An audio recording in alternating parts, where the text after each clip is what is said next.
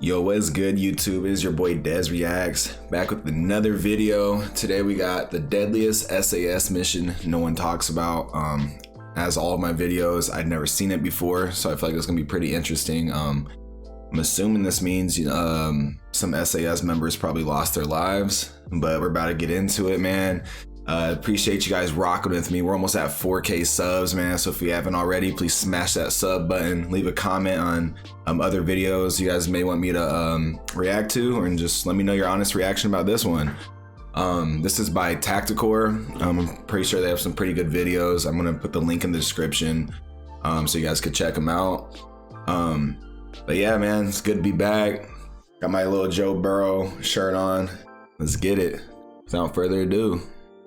Special Air Service Regiment is an elite British Army Special Forces unit founded in 1941 by David Stirling. Bravo 20 was the call sign of an 8-man British Army Special Air Service Patrol deployed into Iraq during the first Gulf War in January 1991. Just to let you know, this operation's story is full of controversy due to the mismatching information given by the survivors. But here you go. The patrol were given the task of gathering intelligence and setting up an observation post between Baghdad and northwestern Iraq. The patrol members consisted of Sergeant Andy McNabb, Sergeant Vincent Phillips, Lance Corporal Ian Pring, Corporal Chris Ryan, Trooper Robert Consiglio, Trooper Stephen Lane, Trooper Malcolm McGowan, and Trooper Mark Coburn. On the night of the 23rd of January, the patrol were transported into Iraqi airspace by a Chinook helicopter. The patrol had decided not to take vehicles and decided to walk 12 miles during the first night to the proposed location of the observation post. Soon after, They decided not to take vehicles to walk 12 miles. I don't know who came up with that idea, man. I know there's some great reason why they walked 12 miles, but I'd be one of the first ones, to veto that and be like, hey, man, how about we just take a chopper or something 6 miles out and then walk 6 miles or something like that. But this is Iraq, so I mean, you never know who's watching you. Dudes got RPGs everywhere. It's just a circus in Iraq, and that's a crazy war, man. It's super bloody, obviously. Like, man, see what happens. After the patrol landed on Iraqi soil, Lane discovered that they had communication problems and couldn't receive messages on the patrol's radio. McNabb later claimed that the patrol had been issued incorrect radio frequencies, although a 2002 BBC report discovered that there was no problem with the frequencies because the patrol's transmissions had been noted in the daily record log. In the late afternoon of the 24th of January, the patrol was stumbled upon by a herd of sheep and a young shepherd. Believing they were compromised, the patrol decided to withdraw, leaving behind excess equipment. As they were preparing to leave, they heard what they thought to be a tank approaching their position. The patrol took up defensive positions, preparing their law rockets, and waited for it to come into sight. However, the vehicle turned out to be a bulldozer, which reversed rapidly after seeing the patrol. Realizing that they had now definitely been compromised, the patrol withdrew from their position. Shortly afterwards, as they were exfiltrating, a firefight with Iraqi armored personal carriers and other forces developed. The British... Why would they, first of all, I'm still stuck on why would they lie about the radio frequencies and communication not working? So something tells me that, I mean, I'd never seen this before. Like maybe the government, the UK government, was trying to, cover up for what's about to happen. Because, obviously I'm assuming that, some of their best of the best soldiers in the world, tier 1, top of the food chain, SAS soldiers, lost their lives. Like, they wanted to make it seem like, it was just error. That's why it happened. But I mean, it seems like they're dialed in, locked in. So, I mean, that's pretty strange. But on another note, I know that guy in the bulldozer was probably scared to death. That boy put that thing in reverse and headed out.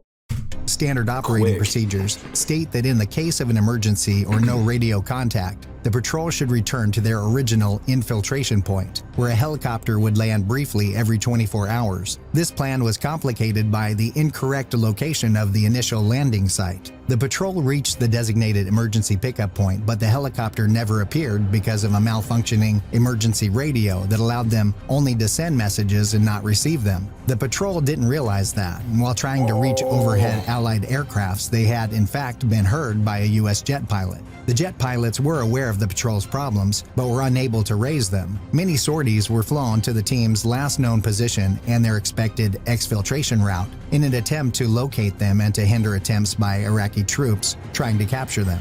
The change in plan nullified all efforts over the following days by Allied forces to locate and rescue the team. McNabb has also been criticized for refusing advice from superiors to include vehicles in the mission, which would have facilitated an easier exfiltration. Another special air service team used Land Rovers in this role, when they also had to abandon a similar mission. However, it's also suggested that the patrol jointly agreed not to take vehicles because they felt they were too few in number, and the vehicles too small to be of use, as well as ill-suited to a mission that was intended to be conducted from a fixed observation post. But I mean, vehicles just make things so much easier, you know? Like, I still don't get it. Like, why he refuse it? I mean, obviously, he's on the ground. He's probably their team leader or something making these decisions. But, I mean, geez. That's one thing, you know. The choices you make as a team leader or whatever, you know, affects everything. But the moment, you know, your superior gives you advice and you don't take it, if it works out for you, good. But if it doesn't, they're going to crucify you and you're going to be investigated. Sheesh. No, that's crazy. The night of the 25th of January, McNabb was still trying to contact passing coalition aircrafts using a TAC-B communicator. The patrol inadvertently became separated into two groups while the others waited for a response on their communication device. Phillips, Ryan, and McGowan continued to move through the darkness. Neither of the two resultant groups followed the standard emergency rendezvous (ERV) procedure that they'd been trained to follow and had previously followed the night before. Instead, both groups independently continued north towards the Syrian border. After the separation, Phillips, Ryan, and McGowan were equipped with two M16s and M203 assault rifles and a Browning high-power pistol between them, as well as at least one communication device and the night sight around Ryan's neck. McNabb, Pring, Lane, Consiglio, and Coburn were equipped with their original weapons, as well as McGowan's FN Mini-Me, which McNabb was carrying but soon discarded. The larger group carried at least one communication equipment and a Magellan GPS. In the evening of the 25th of January, Ryan, McGowan, and Phillips left the tank berm they'd stayed in during the day and headed north. Phillips was already suffering from hypothermia and couldn't hold his rifle, which was handed to McGowan. As they continued, Phillips' condition worsened to the point where he mistook his black gloves for the color of his own hands and began yelling out loud. Eventually, Phillips lost contact with the other two somewhere around nighttime and died a short time later. Oh, man.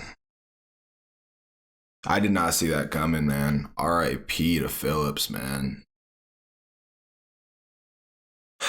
Died of hypothermia, bro. Like, if you think about it, you've probably been in this war, you know, five years now, or however long he's been fighting in it, right? Probably his second tour type thing. And out of all the possibilities, all the ways he could have died, dying of hypothermia because you guys couldn't communicate to, you know, you guys' rendezvous point or the little evac people, like, that's the way you go. Like, you don't die from RPGs, getting shot, like, you think you're gonna die, you know? Like, if you were to die, you die because you're cold. Like, that's brutal, man. R.I.P. According to Ryan and McGowan, they both searched for Phillips for about 20 minutes before deciding to continue without him, though McGowan admitted he knew Phillips was dead at the time. Sergeant Vince Phillips, Huh? If he knew he was dead, do you think they're just thinking, like, assumed he was dead? Or do you think this guy knew he was dead, didn't say nothing, and wasted 20 minutes trying to find him? then even if then, like, did he not want to call out where his body was or whatever because they didn't want to carry it? Or, I mean, this is a messy situation. 19-year veteran of the British Armed Forces, an 8-year veteran of the Special Air Service, was 36 when he died of hypothermia in the evening of the 25th of January 1991 in northwestern Iraq. According to the Special Air Service Regimental Roll of Honor, it states that Phillips died of exposure while evading capture. And I take that back. This is probably like Desert Storm, 1991, so they didn't fight for long. In Iraq on the 22nd of January 1991 at the age of 36. At about midday on the 26th of January, Ryan and McGowan were stumbled upon by an old goat herder tending a flock of goats.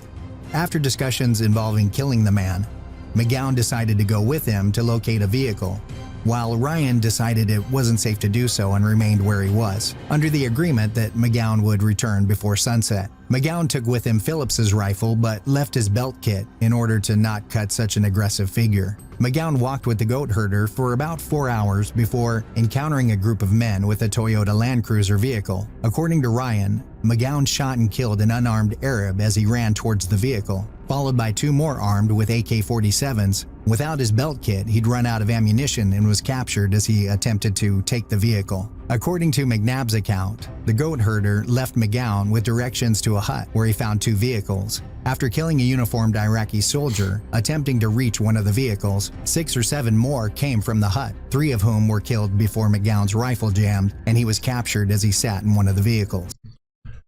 Gosh, man. Obviously I never served, right? Never did any of that, but one thing I do know, like, I'm not gonna let my boy go into a situation like that alone. You know what I mean? Like, I know you're scared, you know it's dangerous, but you know, this is your life, man. Like, you gotta survive. Like, if finding a vehicle is gonna make it easier for you to live and find somewhere to go, like, you need to do that. Like, you guys, that's gotta be a decision that, you know, if you don't do it, okay, that's fine. But my boy's not gonna do it, right? Like, I don't know. I feel like they're obviously scared, right? Like, I mean, they were trained for this type of stuff, but like, training in real world scenarios, man, sometimes it'll just get thrown out the window. Like here, I don't know, for some reason, I doubt like their training said, just have one guy go and the other guys just, you know, sit back and wait. Like, no way. Crazy. According to an interview given by McGowan in 2000, we're either all in or we're not in it. We're either in it together or we're not doing it, period. 2002, he came across the first soldier near a vehicle. As more soldiers came out of the hut, McGowan aimed his rifle and fired but heard a click, indicating he was out of ammunition. It was apparent that Phillips had never reloaded the weapon after the initial contact on the 24th of January. For reasons unknown to McGowan, the soldiers didn't return fire but instead took him captive. During the evening of the 26th of January, McNabb's group of 5 commandeered a taxi by having Consiglio pretend to be wounded in McNabb's arms while laying on the side of the road when the car approached. Pring, Lang, and Coburn came up from behind cover and surrounded the vehicle. According to McNabb's account, the group evicted all occupants from the taxi and drove until they reached a checkpoint, where Lane shot and killed 1 soldier while the others in the group killed 2 more. According to Ryan's second-hand account, the group were driven to the checkpoint by one of the Iraqi occupants of the taxi. They exited the vehicle with plans to rendezvous on the other side of the checkpoint, but the driver alerted the police and the group were forced to continue on foot. The investigation supported Ryan's version of the events, with no reported armed contact and no reported Iraqi casualties. In the early morning of the 27th of January, McNabb's group of 5 came into contact with local civilians and police. Consiglio was shot and killed by armed civilians at approximately 2 a.m. Lane died of hypothermia later the same morning after swimming the Euphrates with Pring, who along with McNabb and Coburn was subsequently captured during an exchange of gunfire. Prior to capture, Coburn was shot in both the arm and ankle. According to McNabb, the 4 captured patrol members were moved numerous times, enduring torture and interrogation at each successive location. According to McGowan, however, incidents such as teeth extraction and burning with a heated spoon didn't happen. It's inconceivable that any such incidents could have occurred without them being discussed or being physically obvious. News footage of McGowan and Pring taken at the time of their release on the 5th of March showed no evidence of any facial injuries. They were last held at Abu Ghraib prison before their release. Ryan made special air service history with— Oh, oops. But one thing I did want to say is, like, gosh, man. Like, how is there not a movie of this stuff, though? Like, no, that's crazy for real. Like, you never hear of SAS soldiers, you know, messing up, you know, or just like making poor decisions and stuff. Usually they're dialed in, locked in, you know. I understand they're mentally fatigued, mentally exhausted, and at that point they're just like, F it, like, we're just gonna get this over with. But gosh, man, RAP to all the fallen soldiers, man. Or they call them troopers. But man, wow, what a story. With the longest escape and evasion by a special air service trooper or any other soldier, to make it to Syria, covering 180 miles more than Special Air Service Trooper John Salito had in the Sahara Desert in 1942. In the end, Vincent Phillips died of hypothermia. Chris Ryan was the only member who successfully escaped. Ian Pring was captured by the enemy but later released. Robert Consiglio was killed in action. Stephen Lane died of hypothermia during action. Malcolm McGowan, captured by the enemy but later released. Mark Coburn, captured by the enemy and later released. McNabb also captured but later released. But let us know what you think in the comment section below. Don't forget to like. Wow, man. What a story. What you guys think, man? You guys think a lot more happened that they're not telling us just due to it being the SAS, you know? It definitely seemed like the government was trying to cover up, you know, like really bad errors and stuff. But man, at the end of the day, man, RIP to the fallen soldiers, man. And wow, what a story. If you guys like this video, man, please hit that like button, hit the comment button. Let me know what you guys want to see next. Let me know your guys' thoughts and feelings. Let me know what you guys think. Like, could they have done more? Could they have been better prepared? What could have they done different to where they bring these guys home? But yeah, hope you guys have a great week, and I'll catch you on the next video. Peace.